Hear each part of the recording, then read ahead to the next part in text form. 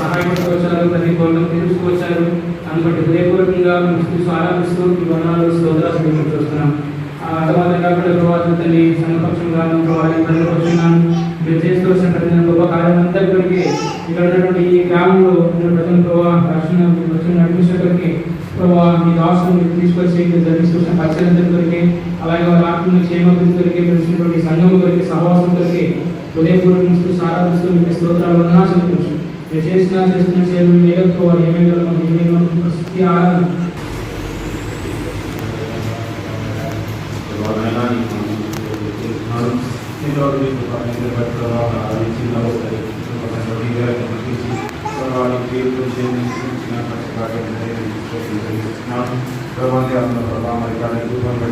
జీవన బట్టి ప్రభావం సంకరించి ప్రభావం 10 సంవత్సరాలను ఓడించి ప్రభావ సహాయపడి ఇక్కడ మన నిర్మిస్తున్నాను.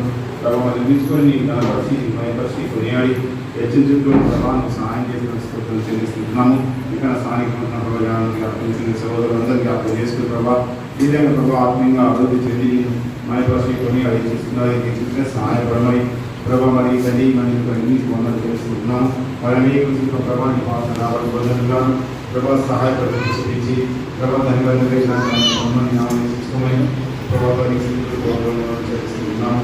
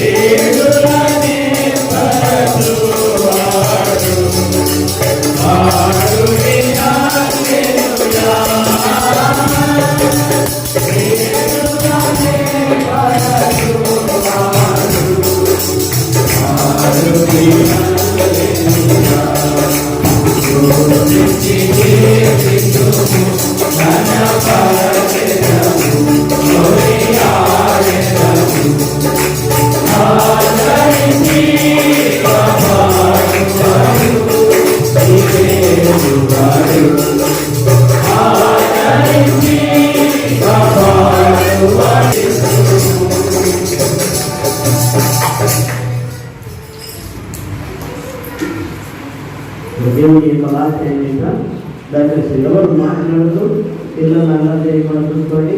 బయట పిల్లలు ఆడుకుంటున్నారు, ఎవరు కూర్చోలో కూర్చోండి.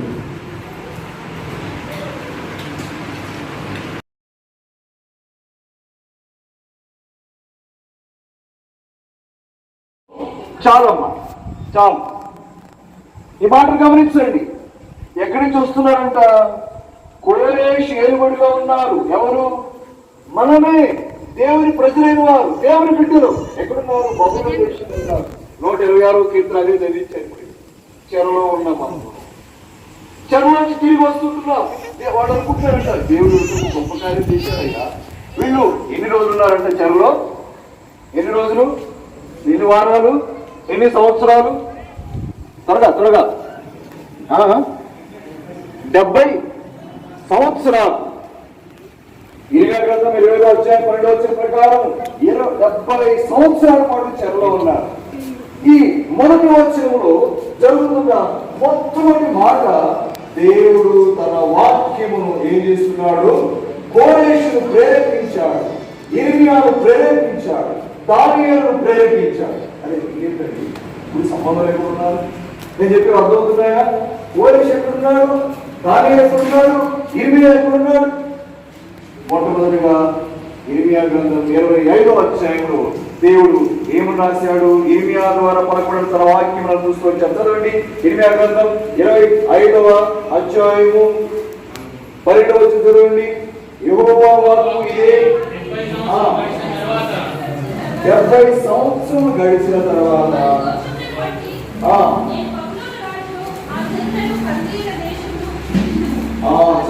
చాలమ్మా, దేవుడు అంటున్నాడు 70 సంవత్సరాల తర్వాత నేను వారిని విడిపిస్తాను ఆ ప్రజలను. కాబట్టి ఇక్కడ ఇర్మియా మాట మనం చూశాం. రండి దానియేలు గ్రంథం 9వ అధ్యాయం మొదటి వచనం సగభాగం చదవండి. అతని ఏలుబడిలో 2వ వచనం, మొదటి సంవత్సరం ముందు దానియేలు నేను యెహోవా తన ప్రవక్త ఇర్మియాకు సెలవించి తెలియజేసినట్లు యెరూషలేము పాడుగా ఉండవలసిన 70 సంవత్సరములు సంపూర్తి అవుతున్నవని గ్రంథములను గ్రహించి తిని. ఏంటంటండి ఏం చేశాడంట? దానియేలు గ్రహించాడంట. దేని వలన? గ్రంథము వలన. ఆ మాట జాగ్రత్తగా వినండి. అనగా దేవుని మనస్సు విషయంలో దేవుడి చిత్తం ఉండాలి. పరిచయ విషయం అన్ని విషయాలు కూడా ఆదరించి అంతవరకు కూడా దేవుని చిత్తము ద్వారా దేవుని పని జరిగించబడినప్పుడే అది ఆశీర్వించబడుతుంది. ప్రియమైన వాళ్ళరా, చక్కటి మందిరం కట్టుకున్నారు. ఎంతో దూరంగా ఉన్నప్పటికీ కూడా, ఎంతో అన్య జనుల మధ్య ఉండినప్పటికీ కూడా దేవునికి స్తోత్రం.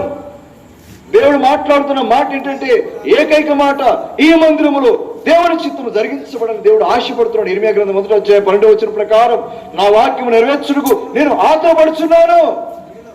ప్రియమైన వాళ్ళారా, నీ సొంత చిత్తము నెరవేర్చడానికి దేవుని మందిరమా అని కాదు. ఇర్మియా గ్రంథం 1వ అధ్యాయం చదవమ్మా ఆ మాట. ఇర్మియా గ్రంథం బాగుగా కనిపెట్టితివి, నేను చెప్పిన వాక్యము నెరవేర్చుటకు నేను ఆతురపడుచున్నాను. చాలండి. కాబట్టి ఇర్మియా కావచ్చు, దానియేలు కావచ్చు, ఇక్కడున్న ఎజ్రా కావచ్చు, అక్కడున్న కోరేష్ కావచ్చు, వీరందరూ కూడా దేవుని చిత్తమును ఎరిగిన వారు.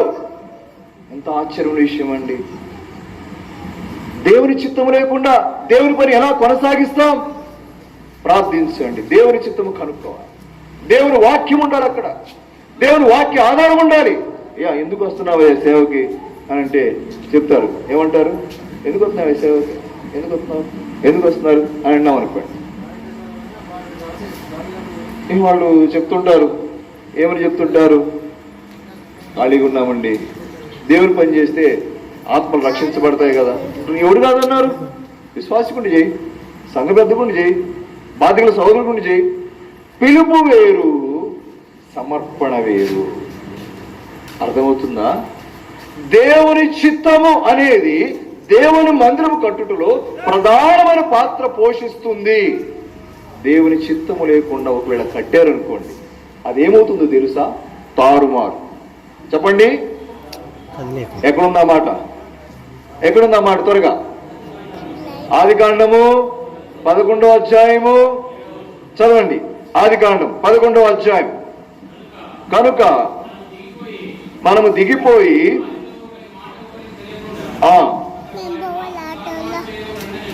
అనుకొని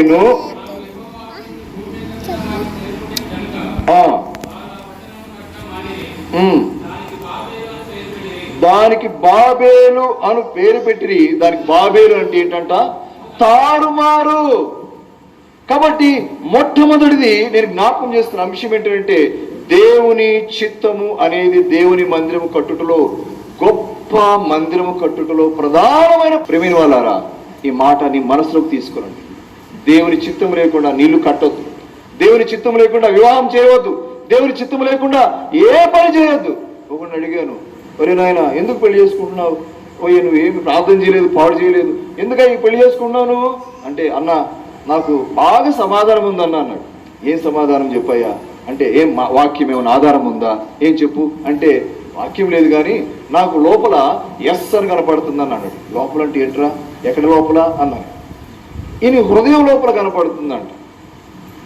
అంటే ఎస్ అని కనపడుతుందా ఏంటబ్బా దాని అర్థం అంటే, ఆ అమ్మాయి పేరు ఎస్ మీద ఏదో వచ్చిందంట, సునీతనో ఏదో, మనకేం తెలుసు అంటే ఇది దేవుని చిత్తం అన్న, ఇది దేవుని చిత్తం, ఇదే దేవుని చిత్తం. మన మనస్సులో కలిగేవి దేవుని చిత్తారా? మన మనస్సులను చెరుపుతున్నాడు. 2 కొరింథీ 11వ అధ్యాయములో సాతానుడు సర్పం వలె తన కుయుక్తి చేత క్రీస్తు యొక్క సరళతలో నుండి, పవిత్రుల నుంచి మిమ్మల్ని చెరుపుతున్నాడు. మీ మనస్సులను చెరిపి సాతానుడు 3 రకాలుగా వస్తాడు. నువ్వు దేవుని పని కొనసాగిస్తుంటున్నప్పుడు, నీ విద్యాభ్యాసములో, నీ చదువులో, నీ పరిచర్యలో, కుటుంబంలో, ఉద్యోగంలో, సమస్త విషయములలో కూడా సాతానుడు 3 రకాలుగా ఎంటర్ అవుతాడు. 1 గర్జించు సింహములాగా, రోరింగ్ లైన్, దావీదు దగ్గరికి వచ్చాడు. 2 సర్పములాగా, కుయుక్తి చేత వస్తాడు. మనకు అర్థం కాదు, పాము వచ్చింది లేదు కూడా తెలియదు. మధ్యాహ్నం కాలంలో అదేంటి, దాని పేరేంటండి, నా మీద 7 దాకా ఎక్కింది, అది ఏంటది, నెక్లెస్ అంటారు కదా, తెలుసు అది, దొరలేదు కదా, నెక్లెస్ ఒకటి 7 దాకా ఎక్కింది. అరే చూడగానే గుండె అయ్యింది నాకు, ఇది 7 ఉందని. అంత మెల్లగా వస్తుంది పాము. సాతానుడు కూడా మెల్లగా వస్తాడు. 3వది అతి ప్రమాదకరమైనది. ఎట్లా వస్తున్నాడు తెలుసా సాతానుగాడు, చెప్పండి, వెలుగుదూత వేషము. ఏంటంట, ఇదే బైబిల్ పట్టుకొస్తాడు, ఇదే వాక్యం చెప్తాడు, తీసుకుపోయి నరకలు పడేస్తాడు. చదవండి 2 కొరింథీ పత్రిక 11వ అధ్యాయము 2 కొరింథీ. నేను గర్జించు సింహం గురించి మొదటి చెప్పి మిగిలిన 2 చూపిస్తానండి. పేతురు రాసిన పత్రిక 5వ అధ్యాయము 8వ వచనం, నిబరమైన బుద్ధి గలవారే మెలకువగా ఉండుడి, మీ విరోధి అయిన అపవాది గర్జించు సింహం వలె. రైట్, చాలండి, సమయం లేదు, నేను త్వరగెళ్తాను. 2 కొరింథీ 11వ అధ్యాయం. అదుగోండి, సర్పము కుయుక్తి చేత ఎట్లా వస్తున్నాడు, కుయుక్తి మనకు అర్థం కాదు, ఇట్లా మోసం చేసేది కూడా సంగతి కూడా తెలియదు. 3వది చూడండి, అదే అధ్యాయము 14వ వచనము. ఇది ఆశ్చర్యము కాదు, సాతాను తానే వెలుగుదూత వేషము ధరించుకొనుచున్నాడు. ఈ వాక్యము ధరిని కొట్టిపడేస్తాడు, ఇదే వాక్యము ధరిని పడేస్తాడు. కాబట్టి తస్మాత్ జాగ్రత్త, ఈ పని బహు గొప్పది. ఈ బహు గొప్ప అయిన పని చేయాలని అంటే నువ్వు ఎంతో ప్రార్థనాపూర్వకంగా దేవుని యొక్క వాక్య వెలుగులో దేవుడు ఆతురపడుచున్నాడంట.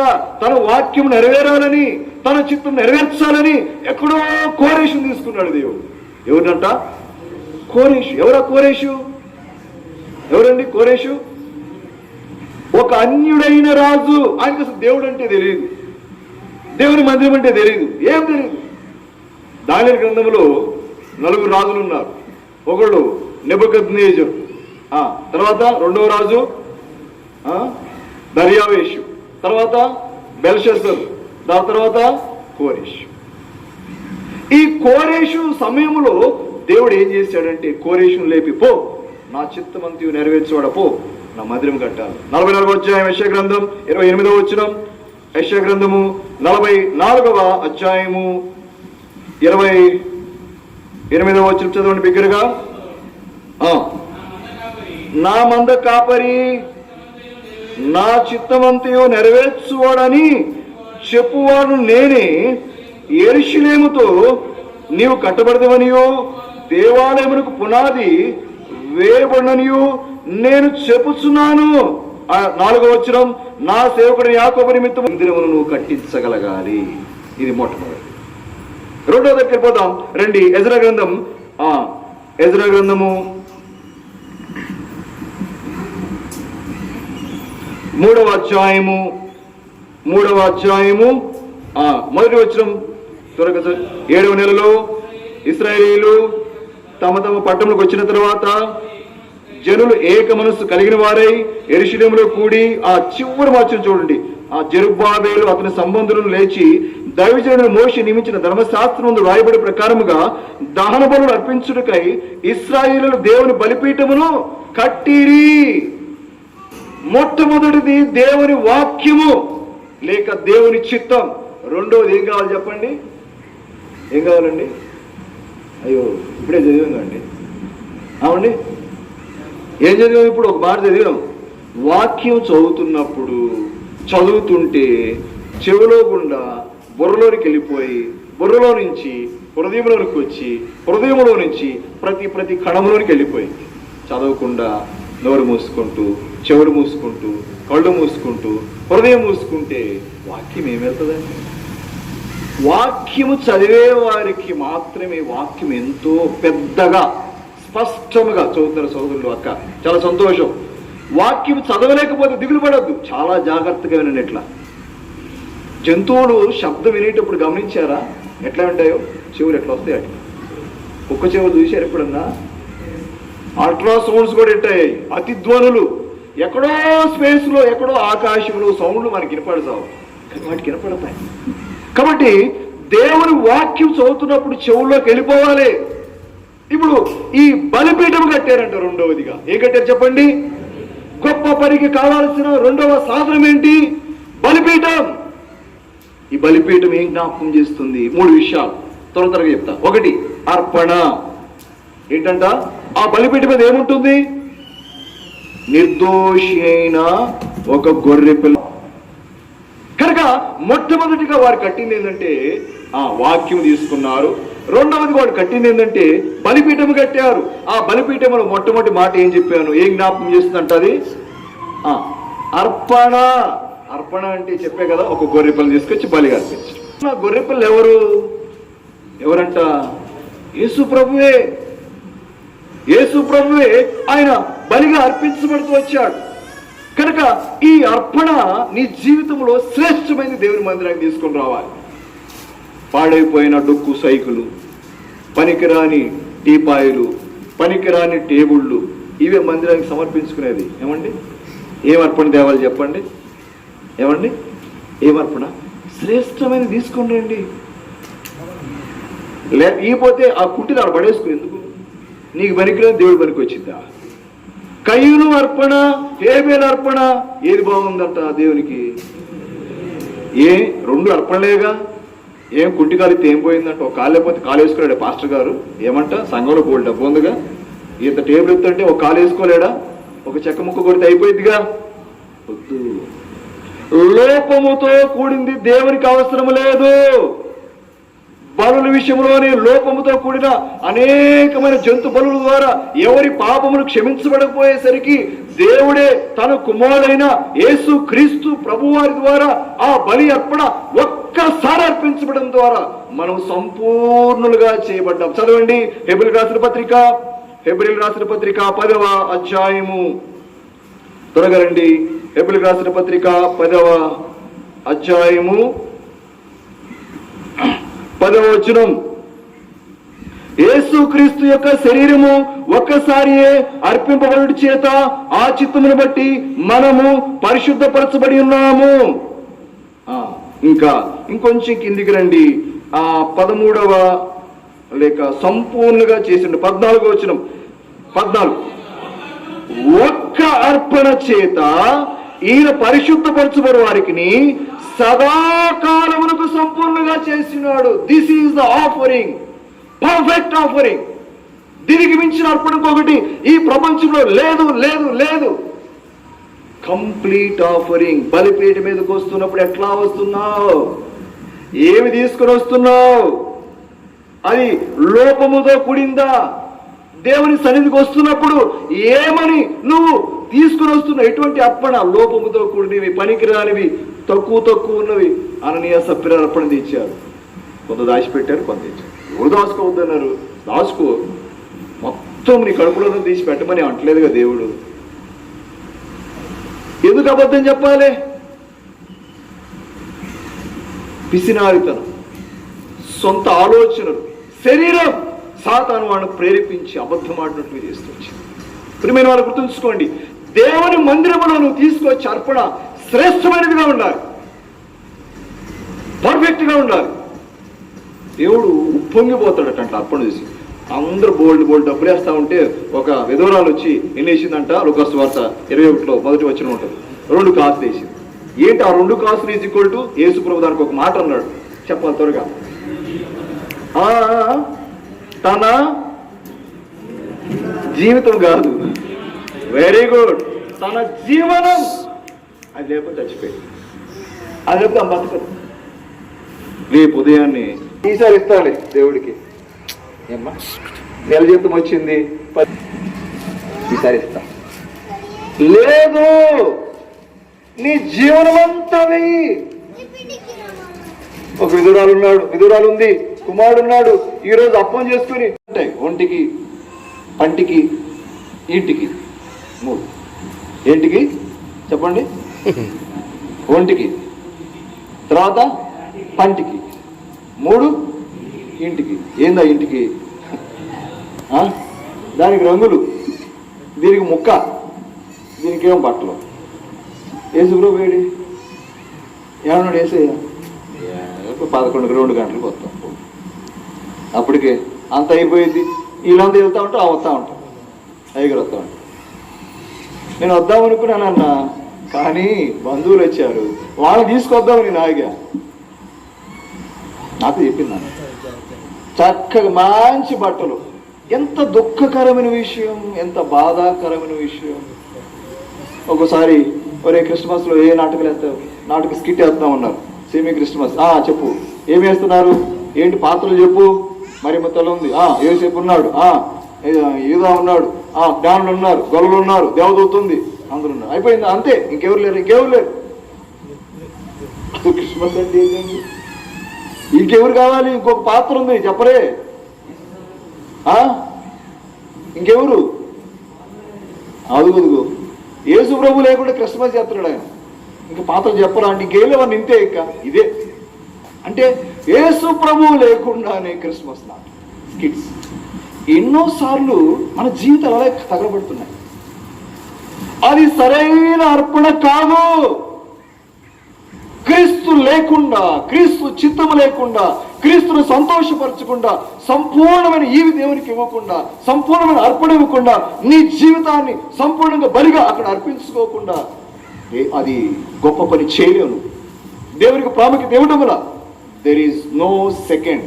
ఆది అంతము ఆయనే, అన్నిటిలో ప్రాముఖ్యత. ఏమన్నాడు యేసు ప్రభువారు? నేను మొదటివాడను, కడపటివాడు, నేను ఆల్ఫా ఒమేగా. మరి నీ జీవితంలో మొట్టమొదటి దేవుడితో ప్రార్థన చేస్తున్నావే, మరి ముగింపేది? ఇక్కడేమో దేవుని చిత్తం అన్నావు, కొంచెం దూరం పోగానే పెళ్లి దగ్గర రాగానే ఎత్తిపోయింది బండి. 4 సంవత్సరాల పాటు ఒక సహోదరుని బలపరిచి ఆయన నన్ను బలపరిచి, నేను ఆయన బలపరిచి, వివాహంలో చాలా జాగ్రత్తగా ముందుకెళ్ళాలని చెప్తే 10 లక్షలకు పైసా కట్టం తీసుకుంటే పైసా దగ్గర నేను చేసుకున్నాడు ఆయన నా ముందు అన్నాడు. చచ్చిపోయే సిగ్గుతో నేను చెప్పాను, జీవితంలో మరొకసారి నువ్వు నాకు మాట్లాడవు. వాళ్ళు నానా తంటాలు పడి 10 లక్షలు తీసి పెళ్లి చేశారు. పెంట కుప్ప మీద ఉన్న వ్యక్తిని తీసి సెంట్రల్ గవర్నమెంట్లో 80,000 రూపాయలు జాబ్ ఇస్తే ఈ రోజున దేవుని వాక్యమును, చిత్తమును తుంగలదొక్కి దేవుని నామమునకు అవమానకరంగా ప్రవర్తించాడు. మొట్టమొదటి ఏమో దేవుడు, తర్వాత దేవుని చిత్తమని, తర్వాత నా చిత్తం, నా కుటుంబం, మా అమ్మ బాధపడుతుంది. మరి నీ ప్రభు బాధపడ్డా? నీ కొరకు ప్రాణం పెట్టినవాడు బాధపడ్డా? ఇది ఇచ్చే దేవుడికి ఇచ్చే అర్పణ. దశభాగం ఇస్తా అన్నా. ఎవరికి కావాలి నీ దశభాగం? ఎవరికి కావాలి? కాబట్టి ప్రియమైన వారా, దేవుని మందిరము కట్టే విషయంలో రెండవది అత్యంత ప్రాముఖ్యమైనది, అత్యంత ప్రధానమైనది బలిపీఠము. ఆ బలిపీఠములో అర్పణ అనేది చాలా ప్రాముఖ్యమైనది. ఆ అర్పణలో డబ్బు ఇవన్నీ పక్కన పెడితే ముందు నీ సర్వాంగ శరీరమును ఏం చేయాలి? ఆయన బలిపీఠమే పెట్టాలి. పరిశుద్ధమును, అనుకూలమును, సజీవ యాగముగా, లివింగ్ సాక్రిఫైస్ మనం అప్పగించుకోవాలి. 12 అధ్యాయం 1-2 వచనాలు చూడవచ్చు. చాలా కనుక మొట్టమొదటిది అప్పుడు రెండవ చూద్దానండి, ఎజ్రా గ్రంథం 3వ అధ్యాయము తర్వాత మాట చదవండి. అదే మాట 4 చివరి మాట చదవండి. మోషే నియమించిన, చదవాలి త్వరగా. దాన బలులు అర్పించుటకై ఇశ్రాయేలు దేవుని బలిపీఠమును కట్టిరి. కాబట్టి బలిపీఠం అనేది అర్పణ జ్ఞాపకం చేస్తుంది. రెండవది బలిపీఠం అనేది దేని జ్ఞాపకం చేస్తుందంట చెప్పాను నేను, చెప్పండి.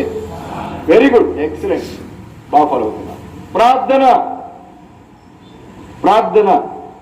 ఈ ప్రార్థన భలే ఉంటుంది. ఈ ప్రార్థనలో ఎంత కామెడీ ప్రార్థనలు ఉంటాయంటే, ఒక ఆమె ప్రార్థన చేస్తా ఉంది, ప్రభువా నా పాదాలకు నీ వందనాలయ్యా అని ప్రార్థన చేస్తాం. ఎవరి పాదాలకు ఎవరు వందనాలంట? ఏమి పాదాలకు యేసుప్రభు వందనాలంట. అర్థమైంది ఇప్పుడు మీకు? మనమేమంటాం? ప్రభువా అంటే పాప ఆమె పొరపాటున మాట్లాడింది లేండి, ఆమె కావాలని చేయలే నా ఉద్దేశం. అంటే మనం చేసే ప్రార్థన ఎటువంటిది? అలవాటుతో రిసెట్టింగ్. మనకు అది ఓం ఓం ఓం అంటారు మనవాడు బయట, అవి వచ్చేస్తా ఉంటే అట్లా. ఈ ప్రార్థన కూడా ఎట్లా అనుకుంటున్నాం? పిచ్చోడం మనం. ప్రార్థన రాసుకుని అదే చదివేవాళ్ళు ఉన్నారు, వింటున్నారా? ప్రార్థన రాసుకుని తిరుపతి ఒకసారి పరిచయకి పోతే 2014 సంవత్సరంలో ఒక ఆయన నాతో పాటు కూడా ప్రత్యేకమైన వర్తమానికుడు. అంటే నేను అప్పుడే కొత్తగా పరిచయకి వచ్చి, వాము ఈయన ఎంత గొప్పడు ఆయన నేను నేను అడుగుతా ఉన్నా. ఆయన R&Bలో చీఫ్ అంట, ఆయన నాకు పోస్ట్ గుర్తులేదు. ఆయన వచ్చి 2-3 డైరీలు తెచ్చాడు. ఏందబ్బా ఈయన ఇన్ని తెచ్చాడు అనుకుని నేను. ప్రార్థనకి ఒక డైరీ తెస్తున్నాడు, వాక్యానికి ఒక డైరీ తెస్తున్నాడు. వింటున్నారా? చివరి ప్రార్థనకి మొదటి డైరీలో సగభాగం తెస్తుంది. ఏంటి ఇదంతా? ఏంటంటే ఇదంతా వల్లివే. ఏంటిది ప్రార్థన? అదా ఏంటి ప్రార్థన అంటే? జాన్ ఓవెన్ అని ఒక దైవజనుడు ఒక మాట అన్నాడు, నీవు మోకాళ్ళ మీదకి వెళ్ళినప్పుడు, వింటున్నారా, నువ్వు లేవు. అర్థమైందా ప్రియమైన వాళ్ళారా? నేను చెప్పిన మాట అర్థమైందా మీ అందరికీ? ఓ అమ్మలారా, ఆమెను ఒక తోపుదయ్యి లేచింది. లేవమ్మా, మన్నించు పెద్దదాన్ని. ఏంటంట? నీవు మోకాళ్ళ మీదకి వెళ్ళినప్పుడు నీవు లేవు. ఏమైపోతామంట? చెప్పాలి. ఏమైపోతాం? నా చిత్తము లేదు, నా ఆలోచన లేదు, నా కోరిక లేదు, నీ చిత్తం. యేసు ప్రభు వారు గెత్సెమనే వనములో ప్రార్థన చేశాడు, ప్రభువా నీ చిత్తమైతే ఈ గిన్నె తొలగించు, ఈ గిన్నె తొలగించని. చివరకు ఆయన ఏమని ప్రార్థన చేశాడు? నీ చిత్తమే సిద్ధించునుగాక. ఎన్నిసార్లు ప్రభువా నాకు అది కావాల్సిందే అని ఎన్నిసార్లు పోరాడి సంపాదించుకోవాలా? వారు కోరింది ఆయన వారికి ఇచ్చెను, అది వారి ప్రాణములకు క్షీణత కలగజేసెను. ప్రియమైన వారా, ప్రార్థన జీవితం అనేది నీ ఉద్దేశం, నీ సంకల్పం, నీ చిత్తం, నీ కోరికలు, నీ లోక సంబంధమని నెరవేర్చుకోవడానికి కాదు. దేవుని మందిరంలో కూడా మా మందిరమే డెవలప్ కావాలి, మా మందిరమే డెవలప్ కావాలి, ఇదే ఉద్దేశం కాదు. కాదు కాదు ప్రార్థన చేయి, ప్రభు నడిపిస్తాడు చూడు, దేవుని ఉద్దేశం ఏంటో చూడు. ఇది బహు గొప్ప పని, ఇది అర్పణ, ఇది సర్వాంగముగా అర్పించుకోవాలి. ఇక్కడ నీ చిత్తం ఉండదు, నీ ఆలోచన ఉండదు, నీ కోరిక ఉండదు, నీ ఉద్దేశాలు ఉండవు. దేవుని చిత్తమే జరిగించబడును గాక. బేరాక ప్రార్థన మందిరములో ప్రతి విశ్వాసి జీవితంలో యేసు క్రీస్తు ప్రభునందు నమ్మిన ప్రతి ఒక్కరి జీవితంలో కూడా దైవికమైన చిత్తము సంపూర్ణంగా జరిగించబడాలని దేవుని యొక్క ఆశ, ఆకాంక్ష, కోరిక. కాబట్టి ఇక్కడ మీరు గమనించినట్లయితే బలిపీఠం అనేది రెండవదిగా ఏం జ్ఞాపకం చేస్తున్నామా? ప్రార్థనా జీవితం. మూడోది ఏంటంట? మూడోది చెప్పండి త్వరగా. వెరీ గుడ్, సహవాసము, ఏకత్వము, యూనిటీ ఏం పెట్టుకోవచ్చు. అక్కడ నువ్వు బలిపీఠం కట్టగానే జరిగేది ఏంటో తెలుసా? దేవుడు మానవుడు కలిసే స్థలం. విన్నారండి ప్రియమైన వాళ్ళు, వింటున్నారా? దేవుడు మానవుడు కలిసే స్థలము. ఆదికాండం 22వ అధ్యాయములో అబ్రహామా నీకు ఒక్కడై ఉన్నా, నువ్వు ప్రేమించే ఇస్సాకును తీసుకొని అక్కడ తీసుకుని పోయి మోరియా పర్వతం మీద తీసుకు ఏం చేయాలంట? బలి. సరే ప్రభు అని ఈయన తీసుకుని పోయి కట్టెల్ని చక్కగా చీల్చి పెట్టి ఆడ పడుకోబెట్టాడు. కత్తెత్తేసరికి దేవుడితో మాటలు ఆగు ఏంటయ్యా పక్కకు చూడు, ఏముందంట అక్కడ, ఏముందంట అక్కడ? ఒక పొట్టేలు. ఏంటి ఆ పొట్టేలు? ఇదిగో లోక పాపమును మోసుకొని పోవచ్చున్న దేవుని గొర్రె పిల్ల. ఇప్పుడు ఇస్సాకు స్థానంలో ఏమొచ్చింది? గొర్రె పిల్ల వచ్చింది, సబ్స్టిట్యూట్. కాబట్టి మానవుడు దేవుడు కలుసుకొని అతి గొప్ప ప్రదేశం ఏంటి? బలిపీఠం. ఇక్కడ అది కలవాలి, ఇక్కడ జరగాలి. నువ్వు దేవునికి అప్పగించినప్పుడు దేవుడు తన యొక్క శ్రేష్టమైన ఈవులను, తలంపులను, ఉద్దేశములను, చిత్తములను, బహుమానములను నడిపిపోయి ఇక్కడ నీకు ఇస్తారు ఆ బలిపీఠం దగ్గర. ప్రియమైన వల్ల రెండోది నేను దాటి వెళ్ళిపోతున్నా. ఈ సంఘములో ప్రార్థన జరుగుతున్నప్పుడు కలవాలి, మనుషులతో కలవాలి. అపోస్తలుడైన పౌలు జ్ఞాపకం చేస్తాడు, దేవునితోనూ మనుషులతోనూ నా మనస్సాక్షి ఎల్లప్పుడూ నిర్దోషముగా అభ్యాసం చేసుకుంటాడు ఎప్పుడు కూడా. అందుకనే అపోస్తల కార్యముల 1వ అధ్యాయంలో సంఘం ఎట్లా ఉందంట ఒకసారి చెప్పండి నాకు. అక్కడ ఆ మాట చెప్పాలి, ఒక చక్కని మాట. చదవండి అపోస్తల కార్యములు 1వ అధ్యాయము. అన్నా 1వ అధ్యాయము నాకు ఆ మాట కావాలన్నా. ఆయన సహోదరులను ఏం కావాలని చెప్పండి. ఇప్పుడు ఏక మనస్సు. ఇప్పుడు ఎట్లా వచ్చింది ఏక మనస్సు? ఈ సహోదరునికి నాకు ఎలా ఏక మనస్సు వచ్చింది? నువ్వు దేవునితో కలిసి ఉంటే.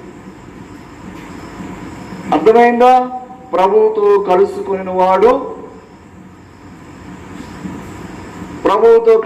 వాడు ఏకాత్మ అయ్యున్నాడు. అర్థమవుతుందా? బలిపీఠము దగ్గర ప్రభువును కలుసుకున్నప్పుడు నీ సహోదరుతో ఏకమైపోవాలి. అది ఏక ప్రేమ, ఆ ఏక మనస్సు పెనవేసుకుని పోవాలి. దావీదు మనస్సు యోనాతానుతో ఏమైపోయిందంటే, దావీదు ప్రాణం యోనాతాను ప్రాణం పెనవేసుకుని పోయింది. యోబు గ్రంథంలో ఆ పెనవేసుకుడి గురించి ఒక మాట అంటాడు. ఒక మొసలు ఉంటుందంట, ఆ మకరము యొక్క పొలుసులు గాలి చొరబడవంట దాంట్లోకి. విన్నారా ఆ మాట? ఎక్కడన్నా చూశారు? ఎవరికన్నా గుర్తుందండి? చూద్దామా, ప్రయత్నం చేద్దామా, సాయం చేస్తే ఎవరన్నా రండి. యోబు గ్రంథము చాలా చక్కని మాట అది. రైట్, 41వ అధ్యాయము 15వ వచనం. దాని గట్టి పొలుసులు దానికి అతిశయస్పదము, ఎవరునూ తీయలేని ముద్ర చేత అవి సంతన చేయబడినవి. అవి ఒకదానితో ఒకటి అత్తుకొని ఉన్నవి. వాటి మధ్యకు గాలి. అబ్బాబ్బాబ్బాబ్బా, చాలు. ఎంత మంచి మాట అండి. వాటి మధ్యకి ఏమి రాదంట? గాలి రాదంట. ఏం గాలు? భార్య భర్తల మధ్య ఏం గాలి వస్తుందో చెప్పండి? డబ్బు. నువ్వే డబ్బు అంతా నాశనం చేస్తున్నావు అంటావు. ఏమా నువ్వే తింటున్నావు బజార్లో కూడా అంట. మీ అమ్మోళ్ళకే పెట్టుకుంటున్నావు అంటది. ఏమా నీ చీరలకే అయిపోతుంది అంటాడు ఈయన. నేను కష్టపడి సంపాదించిందంతా అన్న. జకరియా అని ఒక సహోదరుడు ఉన్నాడు. ఆ సహోదరుడు 20-30 సంవత్సరాలు అక్కడ పనిచేసి ఇంటికి రాగానే కొన్ని లక్షలు పంపించాడు. వాస్తవమే. ఇంటికి రాగానే చిన్న పూరికప్పు ఉందంట. దెబ్బ తిరిగిపోయింది దీనికి. మేడ కట్టిస్తానంటే బంగారం పంపించి డబ్బు పంపించి నానా తిప్పలు పడి నానా గడ్డి తిని ఏడుకొచ్చి చిన్న అట్టుంది. ఏ డబ్బులు నీకే పంపించి అంటున్నాను. నేను నాకు పంపించడం ఏంటి? ఏం లేదు. ఆ సంవత్సరం నుంచి ఈ సంవత్సరం వరకు కూడా వాళ్ళ మధ్య ఏముందంట? గాలి ఉందంట. అందుకనే భార్యాభర్తల మధ్య ఏముంది? వైరుధ్యం. సంఘము సేవకుల మధ్య గాలి ఉంటుంది, వాక్యూమ్. సహోదరుల మధ్య గాలి ఉంటుంది. గాలి చొరబడనీయకుండా ఉంచేది బలిపీఠము. దేవుణ్ణి మనిషిని కలిపేది బలిపీఠము, మనుషుని కలిపేది బలిపీఠము. దేవుని ఆత్మ ఈ సంఘములు కనుక ఉన్నది అంటే సమాధానమును బంధము చేత ఆత్మ కలిగించు ఐక్యతను కాపాడుకుంటూ ఎందు ఏం గలవాలంట? శ్రద్ధ కలిగిన వారు. ఎఫెసీ 4వ అధ్యాయం 1వ వచనం. అర్థమవుతుందండి నేను చెప్తున్న మాట? అర్థమవుతున్నాయా మీకు? బలిపీఠం యొక్క విశిష్టత ఇది. కాబట్టి ఈ పని బహు గొప్పదిగా. ఎజ్రా గ్రంథం రండి, ఎజ్రా గ్రంథము 3వ అధ్యాయము, త్వరగా రండి. అదే 3వ అధ్యాయము 11వ వచనం. వీరు వంతు చొప్పున కూడి యెహోవా దయాళుడు, ఇశ్రాయేలు విషయమై ఆయన కృప నిరంతరం నిలుచునని పాడుచు యెహోవాను స్తుతించిరి. మళ్ళా రండి, యెహోవాను స్తుతించిరి. అది మీ మందిరం పేరేంటి? ఓ నేను పాపం మా అన్న నాకు చక్కగా అన్ని పెట్టాడు. నా కళ్ళుకు మరి ఏమొచ్చిందో తెలియదు, కానీ అంటే కొంచెం కంటి గ్రూప్ వచ్చిందండి. నేను బేతెలం చదువుకున్నా.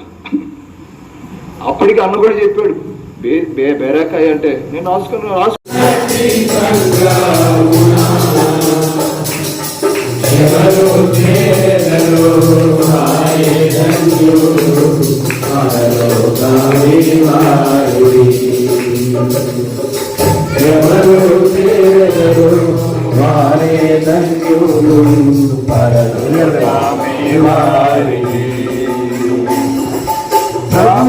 వాక్యమును సంతోషముతో ఎవరు స్వీకరించురో, ప్రభుని వాక్యమును సంతోషముతో ఎవరు స్వీకరించురో,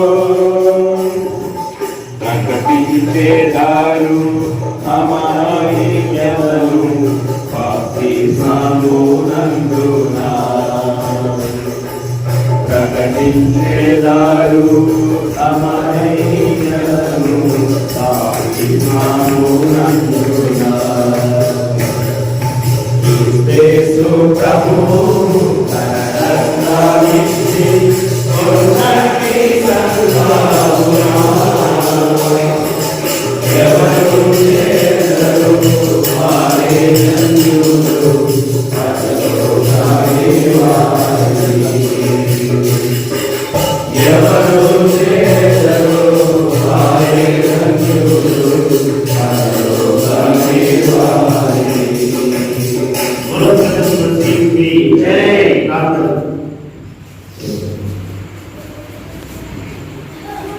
సర్వోన్నతుడు మా తండ్రి, మహాపరిశుద్ధుడైన మా దేవ, మీ పాదములు వందనములు స్తుతులు స్తోత్రం చెల్లిస్తుంటున్నాం నాయన.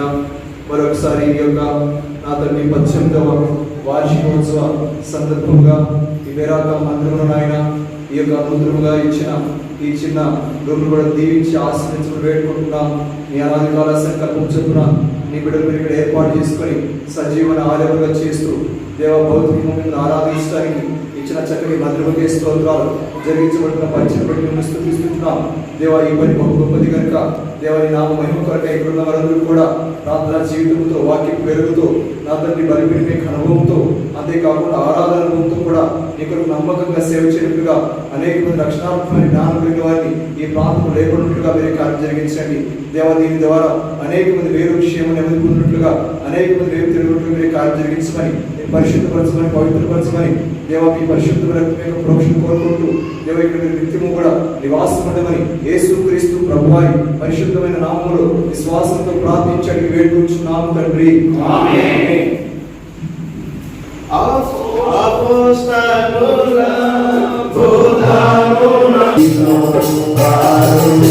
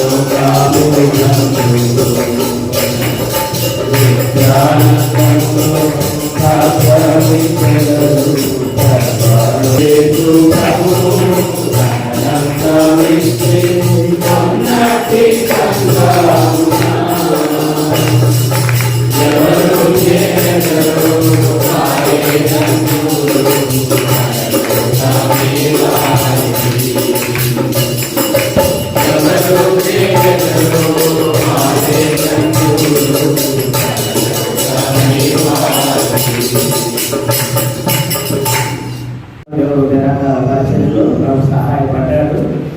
మరి ఈ రీతిగా కృతజ్ఞతగా ఇప్పుడు మనం కలిగి వచ్చాం. అన్నమాట కాదు, ఈ కృతజ్ఞత కూర్చోకు మరొక కారణం పూర్తిగా కాంపౌండ్ వాళ్ళు నిర్మించుకుంటూ కార్మికులు వాళ్ళని కూడా పనులు కంప్లీట్ చేసుకుంటూ భవిష్యత్ దినాల్లో రూము ఇవన్నీ కూడా నిర్మించుకుంటూ ప్రభు సహాయపడ్డాడు.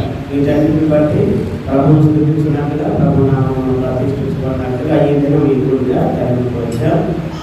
ఇక్కడ పరిచయం కొరకు సంఘం కొరకు సేవ కొరకు ఆత్మ వేదనలో భవిష్యత్తు మొదటి బ్రాంచ్ రెండవది. కాబట్టి అంటే చాలా దినాల నుంచి ఆరంభించబడిన చర్య ఫలవంతంగా ఉన్నట్టుగా దయచేసి పరిచయం కొరకు మీ వ్యక్తిగత ప్రార్థనలో కూడా జ్ఞాపకం లేదు. చివరి ప్రార్థన సిద్ధాంతంలో ఎక్కువ ముగించుకుంటాం. అందరి మోపు నుంచి తలముచ్చుకొని ప్రార్థన చేసుకుంటాం. అందరి మోపు నుంచి తలముచ్చుకొని ప్రార్థన చేసుకుంటాం.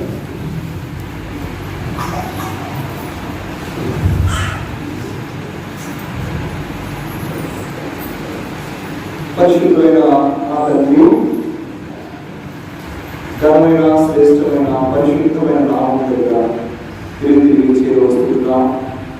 దేవా, ఈ యొక్క వేరొక పాత్రను ప్రేమించి 18 సంవత్సరాలు దేవారికి పని కొనసాగించడానికి తెలిసిన ప్రోత్సహిస్తూ ఈ ఉద్దేశం ఇక్కడ నుంచి మీ చేతులు బయలుపరిచి దైవ సేవకుల ద్వారా విశ్వాసుల ద్వారా దేవాలయం ఈ పనిని ప్రారంభించి కొనసాగిస్తున్న దేవుడు వందనములు. ఈ రాత్రి వరకు కూడా ఈ పని కొనసాగుతుందిగా ప్రోత్సహించండి. దీని మీద మీ ఆశీర్వాదాలను మీ కరుణిని ఎత్తిగా ఉంచండి. దీనిలో ప్రభా వాక్యం యొక్క సమృద్ధిగా వచ్చామని ప్రార్థిస్తున్నాం. ఆ దేవుని యొక్క నడిపింపు మీద వాక్యం మీద అతని నడిపింపు మీద ఇక్కడ ప్రతి ఒక్కరు కూడా నడిపించినట్టుగా సహాయం చేయడం ప్రార్థిస్తున్నాం. మీ పరిపూర్ణ ఉద్దేశాలను ఈ ప్రాంతంలో సంపూర్ణంగా నెరవేర్చుకోండి. మీ సంకల్పం ద్వారా నెరవేర్చుకోవడానికి దైవచిత్తానుసారంగా హృదయానుసారంగా మీరు నెరవేర్చుకోవడం ప్రార్థిస్తున్నాం. అమరావతి కాకుండా అనేక మంది ప్రార్థన వీరులను, ఆరాధకులను, స్వార్థులను, బోధకులను, కాపులను మీరు నెరవేర్చుకోవడం ప్రార్థిస్తున్నాం. ఈ గ్రామాలు ఈ యొక్క మందుల ద్వారా జీవజలను భావించి అనేక మంది ప్రభావ రక్షణను కూర్చున్నట్టుగా ప్రారంభించండి. మీరు మహిమపడమని సమస్తమైన ఘనత మహిమ ప్రభావానికి వాడుకుంటూ మీకు అప్పగించుకోవద్దు. ఇప్పుడు కూడా సహాయకారిగా వివేచనగా చూసుకోగలుగుతారు. ఇప్పుడు జీవితం మరపరిచినందుకు చూసుకోగలుగుతారు. ఇప్పుడు ఆశ్రయించే దేవుడు స్తోత్రం చేస్తూ మరొకసారి ఈ యొక్క నాదండి మరి మీ యొక్క మహిమ నాదండి కడపడి మహిమ మరొకటి మహిమ మించిన మాట కూడా ఈ సంఘ పక్షం నెరవేర్చి నేను మహిమ ఘనత ప్రభావితమని యేసుక్రీస్తు ప్రభువారి పరిశుద్ధమైన నామములో విశ్వాసంతో ప్రార్థించండి వేడుకొనుచున్నాము తండ్రి. ఆమేన్. మన తండ్రి అయిన దేవుని ప్రేమ, కుమారుడైన ప్రభువైన యేసుక్రీస్తు కృప, పరిశుద్ధాత్మ యొక్క అన్యోన్య సహవాసము సన్నిధి ఎల్లప్పుడూ సదాకాలం చెందిన పరిశుద్ధులకు మనకు తోడైండి నడిపించును గాక. ఆమేన్.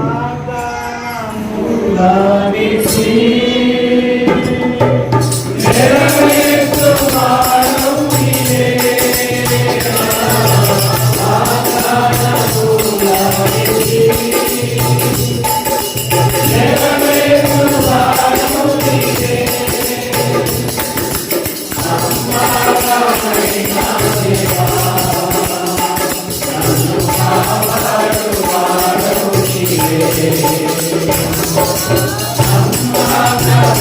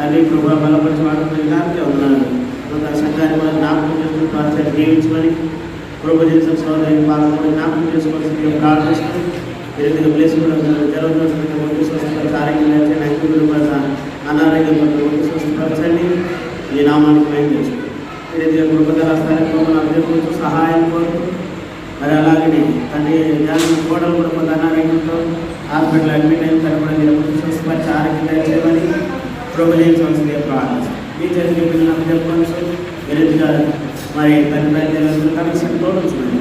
యేసు ప్రభు నామమున స్తుతించి ప్రార్థించి అడిగి వేడుచు